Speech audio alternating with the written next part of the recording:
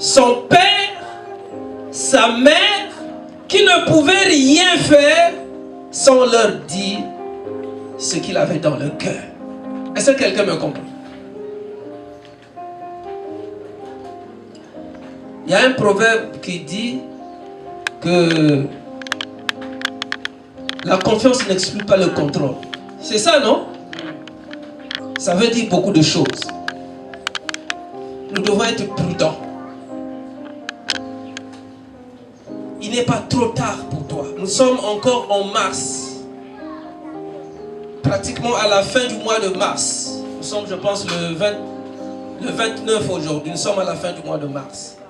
Si tu n'as pas encore de projet pour cette année, il est temps pour toi d'en avoir un, ou deux, ou trois, pourquoi pas.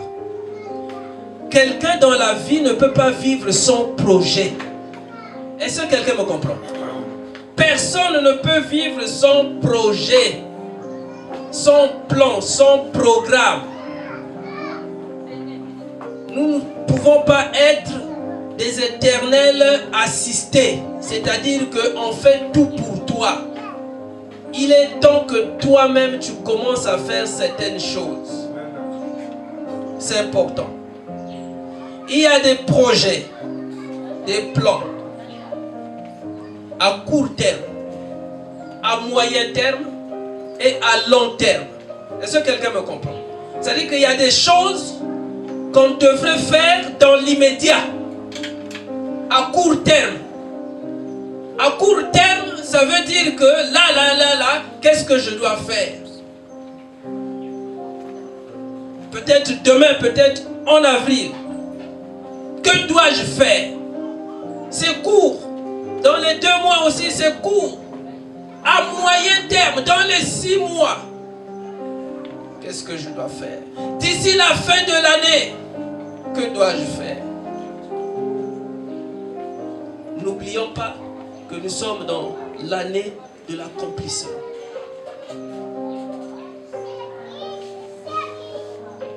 Mais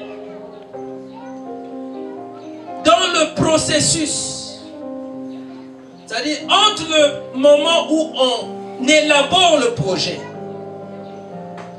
où on commence à le mettre en exécution, et jusqu'à la fin, il peut se passer beaucoup de choses. Les chrétiens, en réalité, nous qui sommes chrétiens, ok, parfois, nous refusons le monde, mais avec parfois ces bonnes choses. Est-ce que quelqu'un me comprend? En matière de projet, on peut se faire former. Est-ce que quelqu'un me comprend? En matière de projet, même un chrétien ne devait pas aller n'importe comment et il ne devait pas faire n'importe quoi. Même Jésus lui-même, alors qu'il devait commencer son ministère, il est allé consulter son Père dans la prière pendant toute la nuit pour voir qui devait l'accompagner dans son projet. Est-ce que quelqu'un me comprend? Parce qu'il ne pouvait pas tout seul. Dans le projet du salut, tout exécuter sur la terre, c'est pas possible. Et il avait un temps qui était déjà limité. C'est en fonction de ce temps-là qu'il a arrêté les stratégies, qu'il a même choisi les hommes. Lui, Jésus, ceux qui devaient l'accompagner. Parce qu'il ne pouvait rien faire tout seul. Tout seul. Certainement que c'est pour cela que Joseph, qui savait qu'il avait de la valeur auprès de son père, auprès de ses frères, s'est dit non, il faut que j'en parle à mes yaya, à mes frères qui sont là.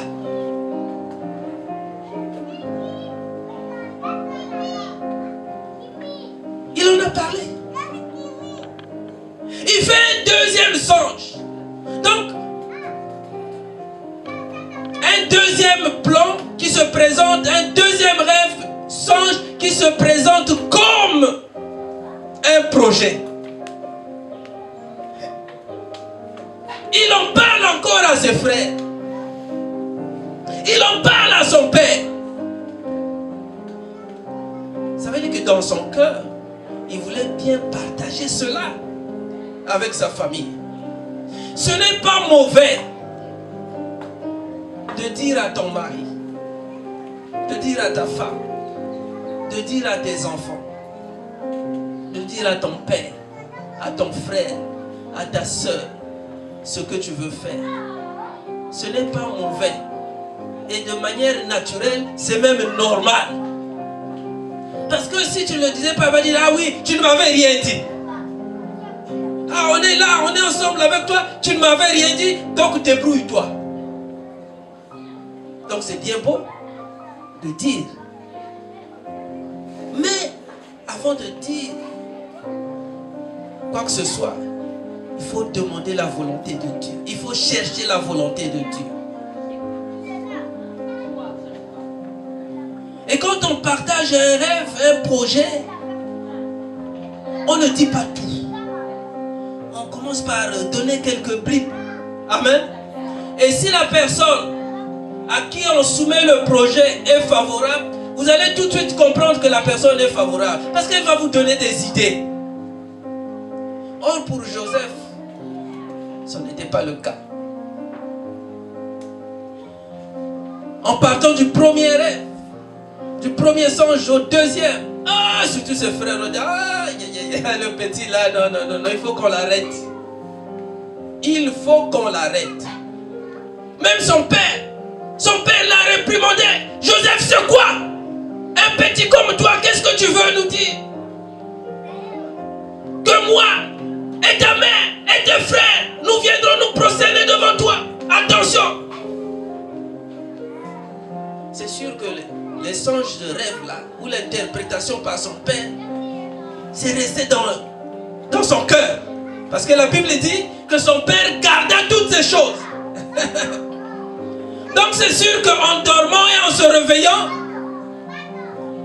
le père de Joseph, la mère de Joseph, ses frères devaient être hantés.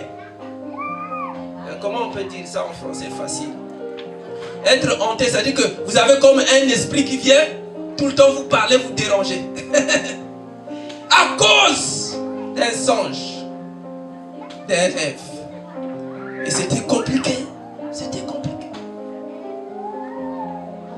La première erreur de Joseph, la première erreur commise par Joseph, et ça, nous le savons, c'est qu'il n'a pas cherché la volonté de Dieu. Ça, c'est la première erreur. La première erreur que nous commettons lorsque nous avons un projet, c'est de ne pas chercher la volonté de Dieu. C'est de ne pas soumettre le projet à Dieu. Même vendre les arachides, c'est un projet. Même vendre l'eau, c'est un projet. Même faire les tresses, c'est un projet. La première erreur que nous commettons, c'est celle-là. Proverbe 16, 3. Proverbe 16, 3. Ça, c'est la première erreur. Proverbe 16, 3 nous dit, recommande ton activité à l'Éternel. Recommande ton activité. Ce que tu vas faire ou ce que tu fais à l'Éternel. Voilà. Et tes projets seront affermis. C'est-à-dire que pour que tes projets, tes plans, ce que tu vas faire là, restent intacts. Malgré les turbulences. Pour que ça tienne, il faut que tu recommandes ça à Dieu. Lorsque nous ne le faisons pas, nous faussons les choses. Parce que si Joseph avait premièrement recommandé ce songe-là à Dieu, Dieu allait lui dire attention. N'explique pas tout à tes frères. Ne sois pas trop direct. Surtout pour le deuxième songe. Attention. Même dans les chiffres. Parce que le chiffre 11 pour toi facilement, les gens vont interpréter. Ces frères vont dire, ah, donc c'est nous qui allons nous prosterner devant toi. C'est important dans la vie.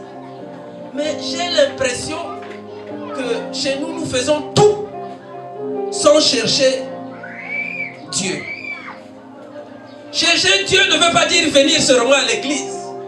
Recommander une activité à Dieu ne veut pas dire venir seulement à l'église. C'est beaucoup de choses. Beaucoup de choses. C'est en parler à celui qui est censé garder ton âme. Il y a beaucoup de frères ici, beaucoup de sœurs qui font des choses. Ils m'en ont jamais parlé. C'est quand ça ne marche plus, c'est là où on dit, ah papa, qui savait comment compliqué, tout ça. Je dis c'est compliqué. Moi je veux faire quoi? C'est compliqué, c'est compliqué. Amen. Qui complique? C'est pas moi qui complique. Ça c'est la première erreur que nous commettons. Et c'est grave, les enfants de Dieu, quand ils le font, ils oublient que Dieu les attend au tournant. Amen. Dieu les attend au tournant. Tant que Jésus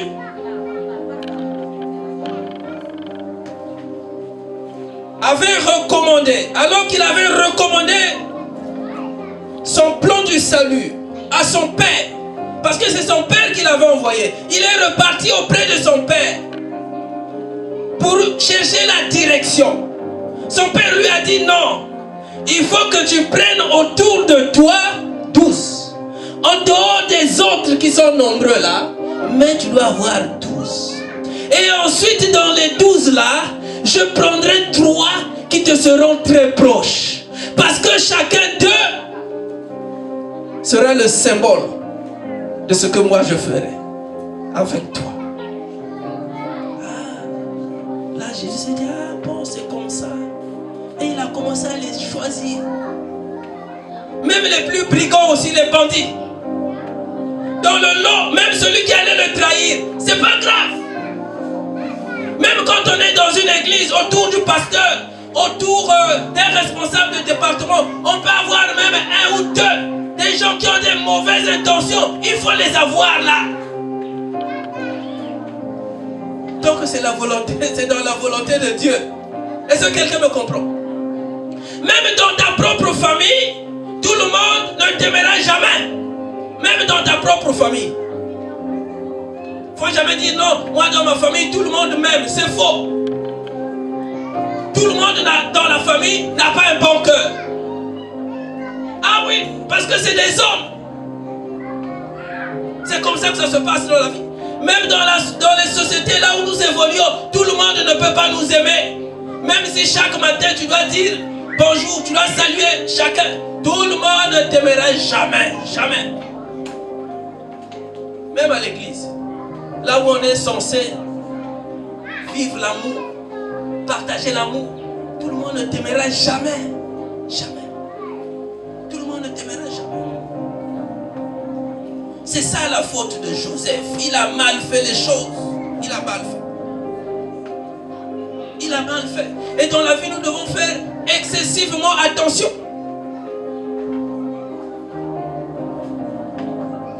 Le secret, on ne le partage pas à n'importe qui ou avec n'importe qui. Vous savez qu'il y a des gens qui sont jaloux. Très jaloux. Il y a des gens qui se disent, il y a aussi quelque chose qu'on l'a dit. Parce que là où tu es, il y a des gens qui souhaitent ta mort. Il y a des gens qui souhaitent ta mort là où tu es. Il y a des gens, il suffit seulement qu'ils entendent parler de ta promotion. Oh, il a eu un travail. Ah non, il a été promu. Il a eu. Ça commence à bouder dans le cœur. Vous savez, on avait eu un cas d'assassinat ici en ville. Et celui qui avait assassiné ce monsieur-là, c'était quelqu'un qui le connaissait.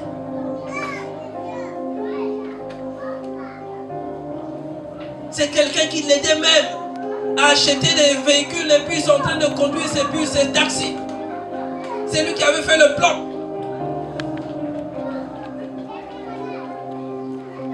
Ah oui. à nos frères, à nos soeurs, même ceux qui sont ailleurs. Vous avez un projet. Même si ton chef ne prie pas, vous avez un projet. Ah mais il faut qu'on recommande ça à Dieu. Il va te dire, oh mais écoutez, moi j'ai mon argent. Non, on recommande ça à Dieu. On va à l'église, on va seulement prier. Même si tu ne viens pas, on va prier pour toi, on va prier pour ton projet. Est-ce que tu es d'accord? Il faut qu'il soit d'abord d'accord. Ça c'est notre moyen d'évangélisation. Ah non chef, vous savez, on prie pour vous. Il va dire, oh. C'est quand ça devient difficile qu'il dit, ah il faut prier pour moi. Ou quand il tombe malade. Vous savez, il y a des maladies où même quand vous avez beaucoup d'argent, ça ne marche pas. C'est là qu'on commence à chercher Dieu. Je me souviens encore d'un de mes chefs. Je n'étais même pas pasteur à l'époque, il y a plusieurs années. J'enseignais encore au lycée. Alors qu'il était en difficulté parce qu'il devait perdre le poste. Ah oui. Il devait perdre ce poste-là. Il m'appelait une fois dans son bureau et il me dit, ah, ça j'ai un problème. Vraiment c'est dur pour moi. Bon, je ne sais pas ce qu'on va faire là. Tout ça. Je dis, chef, est-ce que je peux prier pour toi? Tu peux t'agenouiller? Oui. Une fois de moi, je me suis dit, Dieu est plus puissant que tout. C'est lorsqu'on commence à perdre toutes ces choses-là, c'est à ce moment-là qu'on commence à chercher Dieu. Vous savez, il y a bien des gens qui veulent bien venir à l'église, mais c'est seulement la honte qui fait qu'ils restent chez eux. C'est seulement la honte. Sinon, ils veulent bien que Dieu intervienne dans leur vie. Ils veulent bien. Mais la honte fait que, moi tel qu'on me connaît, si j'allais, les gens vont se moquer de moi. Bon, nous sommes habitués, hein, les gens peuvent se moquer de nous. Ce n'est pas un problème. Amen. Voilà. Chez moi, tu viens, même si tu vois la Bible au bureau, dans mon bureau, sur mes bureaux, tu ne vas pas te moquer de moi. Il y a beaucoup de milieux où quand je me présente, on dit pasteur. Parfois, tu es même surpris, tu dis, ah, mais qui te connaît ici? Donc, si toi, tu veux être pasteur, retiens que partout tu passeras, même dans les milieux où tu n'es pas connu, on t'appellera pas pasteur. Et n'aie pas honte. C'est comme ça que ça se passe. Donc, dès que quelqu'un dit pasteur, il faut te dire seulement qu'il te connaît. C'est comme ça que ça se passe. On peut blâmer Joseph aujourd'hui. Pourquoi as-tu fait cela, Joseph? Pourquoi? Bon, certainement qu'après, la Bible ne le dit pas. Mais il n'y a pas un passage tout au début ici qui dit Joseph a d'abord cherché la volonté de Dieu avant de partager son rêve avec ses parents. La Bible ne le dit pas. Amen. Mais quand on voit le déroulement de l'histoire, on se dit que certainement que Joseph a cherché Dieu après. Parce qu'il commençait à être persécuté. Vous savez, il y a des gens qui cherchent Dieu mais qui ne font pas beaucoup de bruit. Amen. Il y a des gens qui ont une relation très étroite avec Dieu, mais ça ne se fait pas voir. Parce qu'on le cherche en tâtonnant. En tâtonnant, c'est ce que dit la Bible. En tâtonnant. Quelqu'un qui tâtonne, c'est quelqu'un. Hein? Quelqu'un qui tâtonne. Donc vous vous dites, est-ce qu'il connaît Dieu? Mais vous ne savez pas dans sa relation, qu'est-ce qu'il fait avec Dieu? Vous ne savez pas. Donc quand vous le voyez, vous dites, moi je viens, je suis là tous les jours, je suis là. Lui on ne le voit même pas tous les jours. Est-ce que Dieu peut même agir pour des gens comme ça? Ça c'est toi qui le penses. Dieu ne regarde pas à ce qui frappe les yeux des hommes, mais il regarde au cœur. Est-ce que quelqu'un me comprend? Quand il regarde ton cœur, si tu as des bonnes intentions, même dans tes projets, dans ce que tu vas faire, il va t'accompagner. Est-ce que quelqu'un me comprend? Et j'imagine que c'était le cas pour Joseph. Quand il a vu Joseph, il s'est dit, non, cet enfant-là, il faut que je l'accompagne. Tôt, il faut l'accompagner. dans ces épreuves. Je sais que ça va être difficile pour lui, mais il faut que j'arrive jusqu'au bout. C'est pour ça que la Bible dit, ce n'est pas le commencement d'une chose qui compte, mais c'est sa fin. Est-ce que quelqu'un me comprend?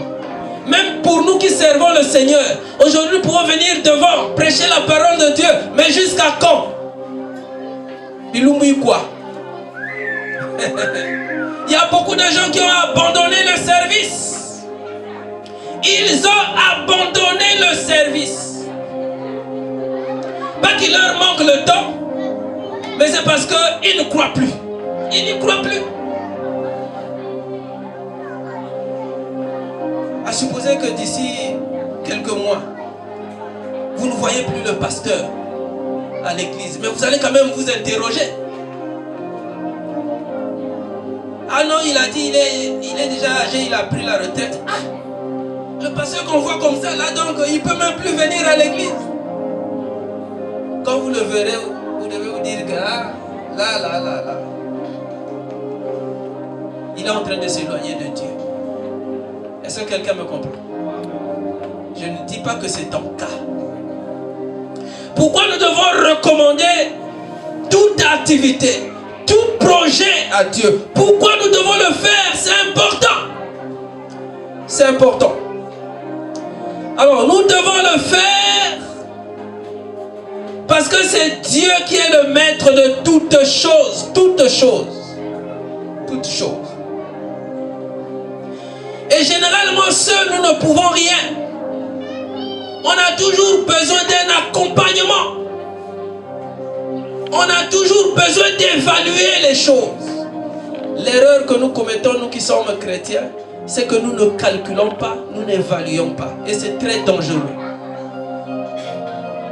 Quelle que soit la foi que vous allez avoir, il ne faut pas vous lancer dans un projet même de construction d'une église sans calcul. Vous n'allez pas vous en sortir. Il ne faut pas dire non, Dieu ne calcule pas. C'est faux. Nous devons calculer les choses, c'est important. La deuxième erreur faite par Joseph, c'est de n'avoir pas évalué, calculé les choses. Luc 14, 28. Quand on élabore un projet, il faut évaluer, il faut calculer, il faut voir est-ce que avec ce que j'ai, je peux arriver jusqu'au bout. Si je ne peux pas arriver jusqu'au bout, jusqu'à quelle hauteur, jusqu'à quel niveau je peux arriver? Luc 14, 28. En effet, si l'un de vous veut construire une tour, c'est un projet. Si l'un de vous veut construire une tour, il s'assied d'abord pour calculer. C'est pour ça que vous me verrez venir donner les chiffres ici. Bon, on va faire ceci, mais il nous faut tel montant pour le faire. Et pour atteindre tel montant, il nous faut procéder par ceci ou par cela. Il y en a qui doivent me dire, ah, le pasteur, ici c'est l'église, on prie seulement Dieu, il va faire le reste. C'est pour ça que nous souffrons dans la vie, nous sommes souvent fauchés parce que nous ne calculons pas. Ah oui. Là où il y a trop de problèmes, c'est parce qu'on ne calcule pas. On n'évalue pas la dépense. Et c'est le problème que nous avons avec les enfants de Dieu. Joseph pouvait calculer, il pouvait se dire, mais c'est un grand projet, c'est un grand songe. Avec quels moyens, quelle capacité, qu'est-ce que j'ai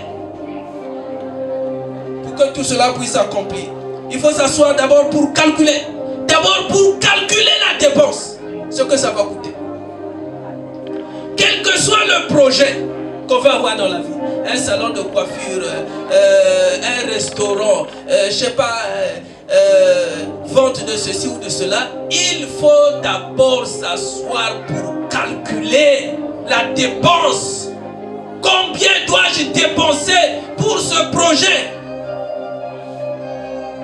Et voir s'il a de quoi terminer ce projet.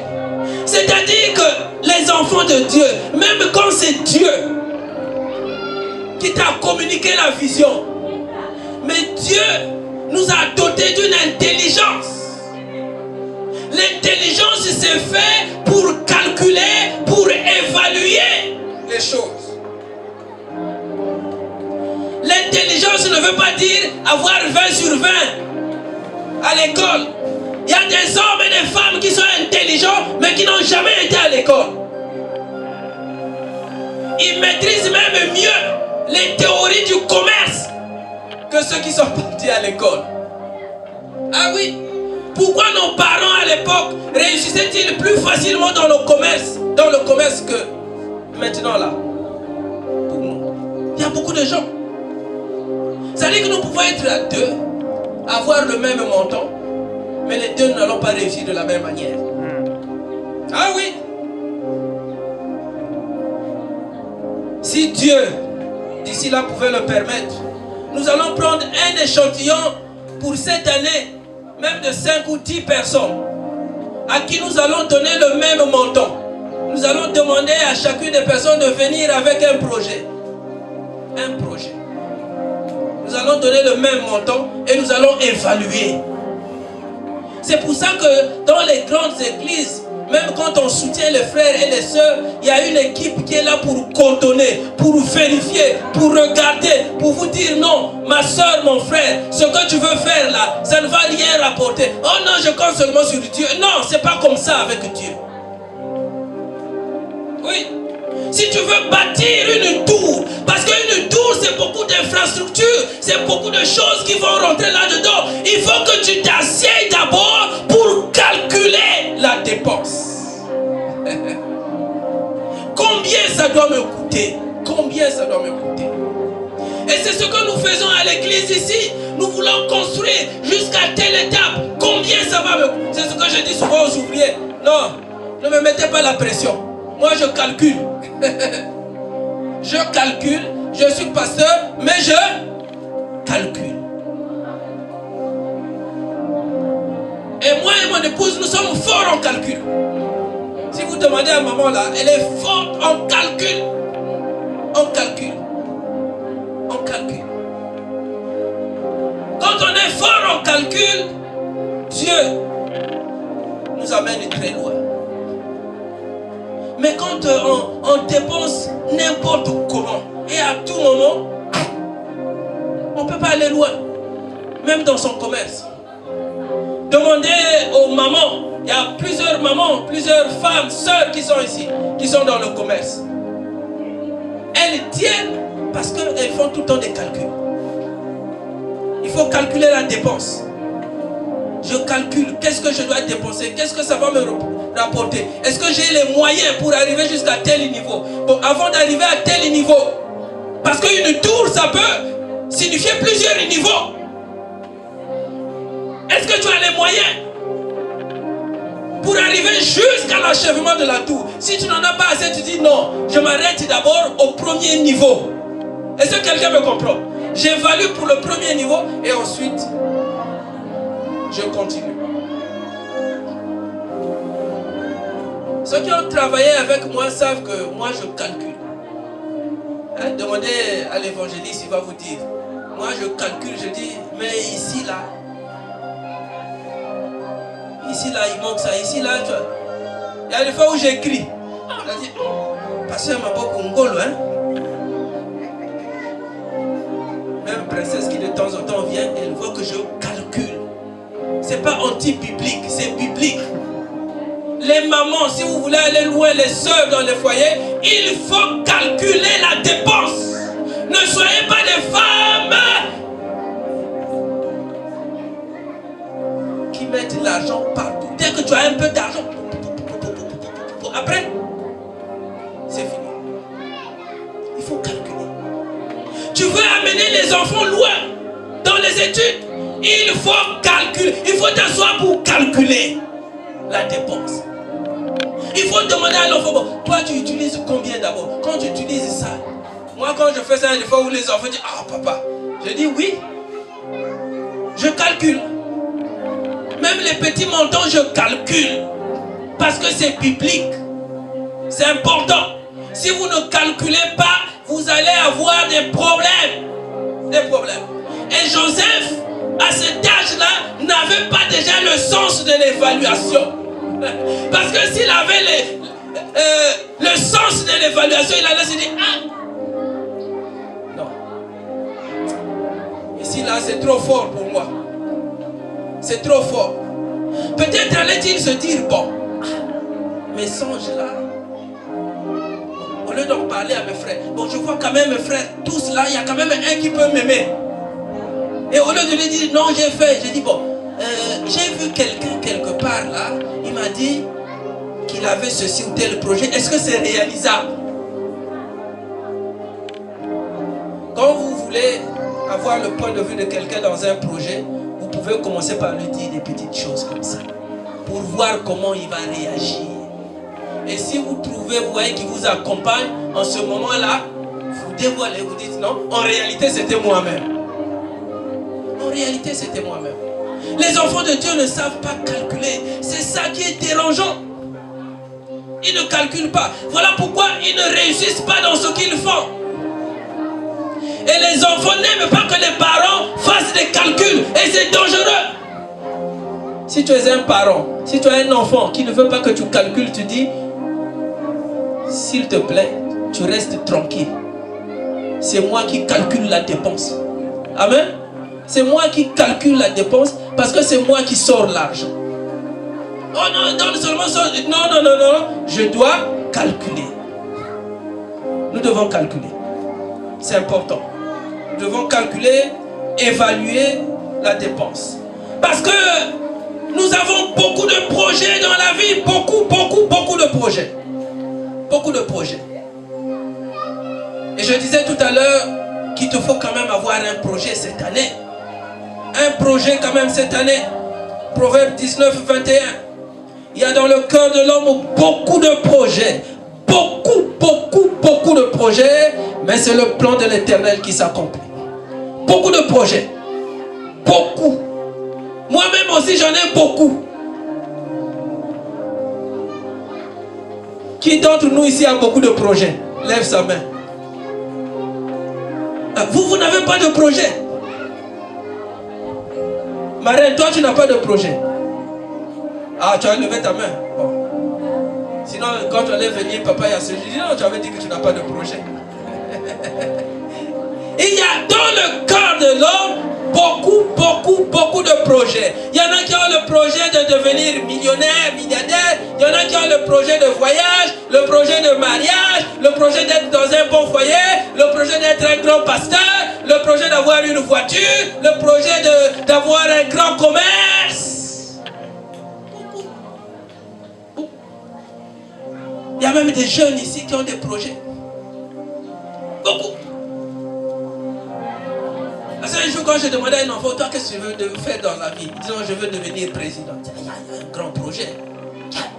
Directement président. Un grand projet. Je disais une fois à un de mes enfants, tu veux faire quoi? Oh non, papa, je veux faire telle formation, telle formation. Bon, vous avez quoi? Oh non, ça, c'est... Est-ce que vous avez évalué? Est-ce que vous avez calculé la dépense? Combien il faut pour cette formation-là? Parce que quand vous calculez, il n'y a pas que ce que vous payez là-bas, il faut mettre le transport, il faut mettre les autres frais. Est-ce que vous avez évalué? Est-ce que vous avez calculé?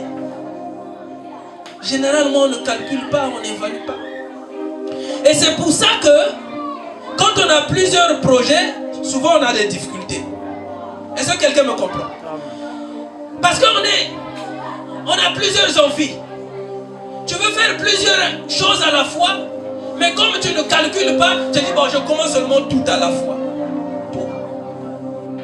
Tout à la fois. Certainement qu'à la fin, il y en a qui vont me voir pour me dire, bon, parce que moi j'ai 2-3 projets. Je vais d'abord te dire, bon, on va calculer. Amen. Toi-même, quand tu calcules, est-ce que tu peux conduire les 3 projets à terme? Les 3 projets à terme, est-ce que tu peux? C'est pour ça que même au niveau de nos gouvernements, lorsque tu veux t'installer, créer une entreprise, on t'impose des conditions. commencer comme ça. Et rien que dans les conditions qu'on t'impose là, tu dois calculer.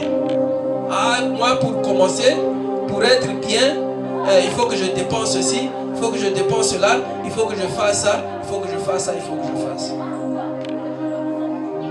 Nous avons beaucoup de projets. Tu as tellement de projets que tu n'arrives pas à te déterminer. Le temps est en train de passer. On est déjà à la fin du premier trimestre 2026. Mais jusque-là, tu n'as pas encore arrêté ton projet. Et c'est dangereux. On rentre bientôt dans le deuxième trimestre. Donc il va te rester combien? 9 mois. 9 mois.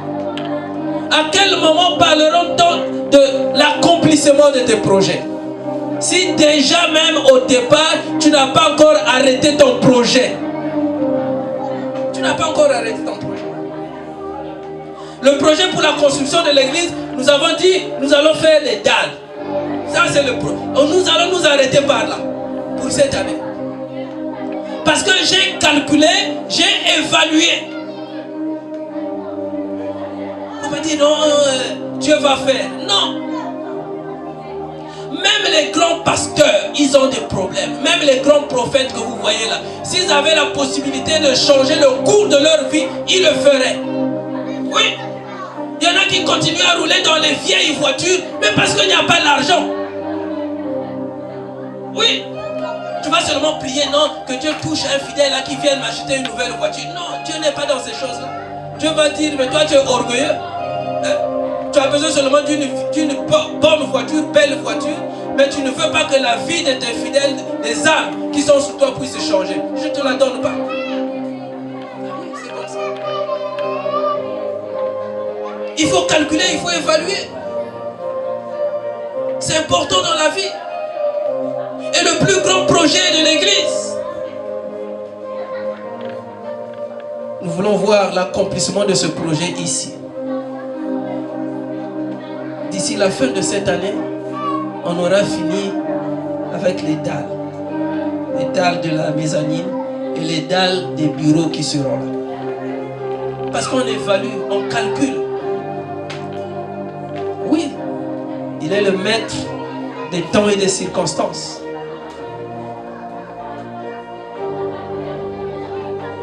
Il faut qu'on le mette à l'épreuve parce qu'il va voir aussi que dans sa maison, nous apportons, que dans sa maison, nous sommes là, que nous sommes assidus, que nous lui sommes soumis, obéissants. Lorsque nous ne le faisons pas, l'argent ne peut pas venir d'ailleurs. Il faut qu'il voit qu'on prie pour ceux qui n'ont pas le travail et qu'ils en trouvent. Il faut qu'il voit qu'on donne des conseils à ceux qui sont là, qui viennent. Il y en a qui ont les moyens mais qui sont perdus. Il y en a qui peuvent faire quelque chose, mais tellement orgueilleux qu'ils sont quand on leur propose un travail. Oh, mon Dieu, vous laisse ça lever. Il y a quelques jours, nous avons un bon frère qui nous a dit, pasteur à l'église, qui peut faire ça? Mais dans le plan de Dieu, il y avait déjà une personne qui disait, non, maman, moi je veux faire ceci. Donc si vous trouvez quelqu'un qui cherche une personne pour faire ça, il faut m'appeler. Et cette personne-là, qui fait cette offre-là, quand elle me parle, elle ne sait pas qu'il y avait déjà quelqu'un qui s'était préparé à l'église pour faire ce travail-là. Et le même jour, quand on a appelé la personne, le même jour, la personne a réagi et le lendemain, la personne a commencé. Vous voyez comment Dieu fait les choses? Je ne donne pas les noms. Mais les personnes sont là, elles peuvent le témoigner. Quand tu cherches Dieu, tu finis par le trouver. Quand tu cherches le travail avec Dieu, tu finis par trouver aussi le travail. Est-ce que quelqu'un me comprend? Mais ne cherche pas le travail sans Dieu, sans associer Dieu. Parce que quand tu vas l'associer, lui il touchera le cœur de quelqu'un pour te donner ce que ton cœur désire. Fais de l'Éternel tes délices et il te donnera ce que ton cœur désire. Qu'est-ce que ton cœur désire dans ton plan, dans ton projet? Qu'est-ce que tu veux faire? Qu'est-ce que tu veux faire cette année? Ben, il faut que tu commences. Ah oui, ça C'est important. En ce moment-là, il va te donner ce que ton cœur désire. C'est-à-dire que toi-même, tu vas te poser des questions, tu vas te dire, ah, mais comment se fait-il que... Bon, alors que moi, j'avais seulement dit à un tel, bon, un tel n'a jamais dit ça. Moi, bien aimé, je vous dis, quand ça s'est passé, j'ai béni le Seigneur, je dis, ça c'est Dieu. Mon épouse ne m'en avait jamais parlé. Maman ne m'en avait jamais parlé. Et quand on m'appelle, je dis au frère, attends, j'appelle maman. C'est comme si Dieu savait que toi là, tu ne peux pas trouver. J'en ai déjà parlé à maman. Et quand j'appelle maman, sans hésiter, elle appelle la personne et tout est fait. Ce que je dis là, c'est important parce qu'il y a beaucoup de gens qui ont des projets. C'est tellement que cette année, nous allons terminer parce que j'avais beaucoup de choses à dire. Je m'adresse en particulier aux mamans, aux sœurs. Les sœurs, en réalité, c'est des bonnes gestionnaires. Les mamans, hein, on dit quoi en lingala? Longo Yanabino. C'est comme ça qu'on dit, non? Hein? Ah, voilà. C'est-à-dire que les mamans, les sœurs savent gérer. Ah, les hommes vont dire, ah, parce qu'il y a des sœurs hein, qui ne savent pas gérer. De manière naturelle, une sœur doit savoir gérer les choses. De manière naturelle, même si tu n'es pas encore femme, tu es une sœur, tu es appelée à être une maman, à gérer une maison. Tu dois calculer la dépense. Tu dois évaluer. Quand papa sort, il sait que non, j'ai quelqu'un qui calcule, qui sait très bien calculer. C'est pour ça que vous verrez beaucoup de femmes ramener leur mari à leur dire, ah, mais papa, tu dépenses un peu trop. Papa, ça, il ne faut pas dépenser. Ça, il ne faut pas faire comme ça. Vous verrez même d'autres maris dire à leur femme, non, garde-moi l'argent là. Parce qu'il sait que lui là, c'est une poche trouée. Dès que ça rentre là, ça sort. Oh, mais j'avais de l'argent ici, mais je ne sais pas qu'est-ce que j'ai fait. Je ne sais pas qu'est-ce qui s'est passé, tout ça. Bon, c'est le diable qui a troué les poches. Parce que le problème chez nous, c'est toujours le diable. Amen. Est-ce qu'on peut acclamer pour les mamans, pour les sœurs? Oh, si les mamans étaient contentes comme moi, elles allaient se lever pour acclamer très très fort.